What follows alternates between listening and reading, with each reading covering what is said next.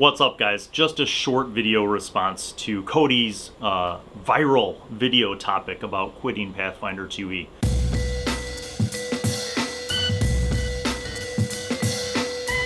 I know more than you. So the topic is the illusion of choice, and to summarize, it's basically the idea that you've got books and materials that allow you to make all these different kinds of characters and customize them, which is really cool, right? But that ultimately it's an illusion because the players keep doing the same thing. So here's my answer. The reason why the players keep doing the same thing is because they're optimizers. And when you have optimizers playing in a role-playing game, they are going to look for the best build for whatever it is that they're doing. And then they're going to tinker with that. That is the joy that they derive out of a game. The problem, however, with optimizers is that once they've optimized something and they've played through it long enough, they will get bored. Inevitably, they'll get bored. Because they don't really care about role-playing, do they? They care about being the best at what it is.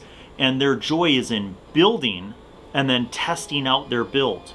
Okay? They're kind of like geeky RPG engineers. And I don't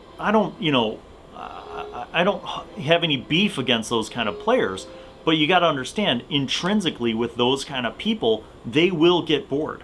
And it's not Pathfinder 2e that they're bored with. They're just bored because they've been playing the same build, and after a while, that's redundant. It's like if you had to eat the same meal every day, you'd get bored and you'd want to try something new. My solution with optimizers is, to run campaigns that maybe give them a chance to build and test out their thing, but then change it up.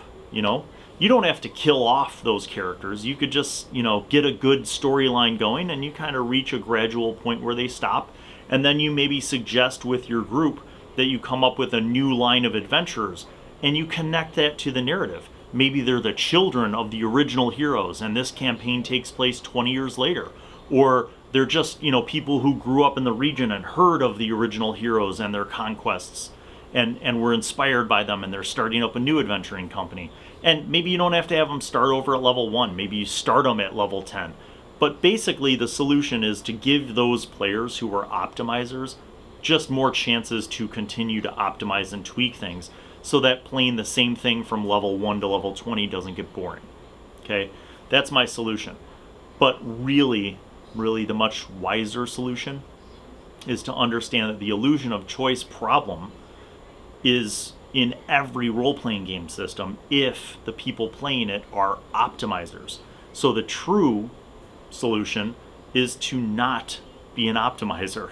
And I know this is tough because for a lot of people, like I said, optimizing and character builds and testing out your builds is like what they enjoy. But I think when you actually make a fundamental paradigm shift in your look at character design and character creation and role playing, in other words, when you completely change your look at the game, you can derive a lot more pleasure from playing a character, not because they're built in an optimized fashion, but because they're a well-rounded three-dimensional character with flaws, who maybe are not optimized, but some of those characters can be really fun. And, if you're wondering right now, who is Bill Allan to make such bold statements? Well, I'm a person who's been playing role-playing games for over 40 years. I started when I was 5 years old. So I've grown up doing this. I've been an optimizer. I've been a power gamer. And I've been a role player. I've been all these different archetypes of what a player can be. And I've run games, so I've run games for all of those different types of players. And I think that ultimately what's satisfying is what the players enjoy. So as a GM, no matter what game system you're running, it's on you to kind of change things up so that you can find that sweet spot where you're challenging your players and keeping them engaged and they're not bored. And you're meeting what they enjoy most about role-playing games. And sometimes you have a mixed party. Sometimes you have some really, theatrical role-playing oriented kind of players in a group with power gamers and optimizers. And that's okay too. It's a juggling act.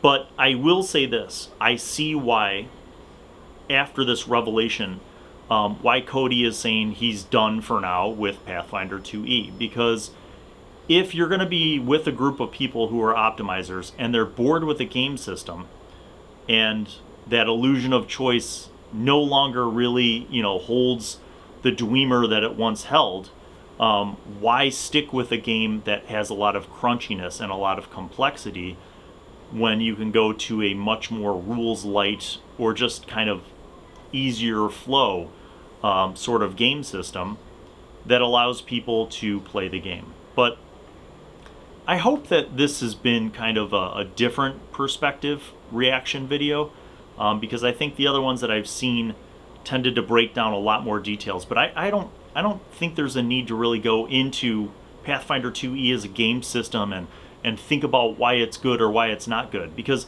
as I said, the illusion of choice exists in every game system. Like, this is going to happen no matter what you play.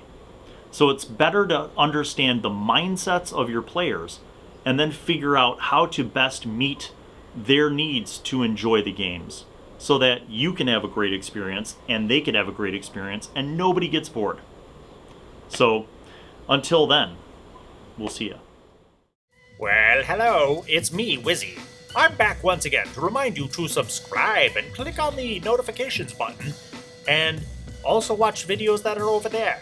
And then don't forget to tune in to the next episode of whatever show you are just watching, and crafting videos and DM tips and pro tips for vlogging and all sorts of gaming things. And also you could watch Bill eat food and watch other shows featuring Bill. He made me say that because he's a narcissist. Okay, bye.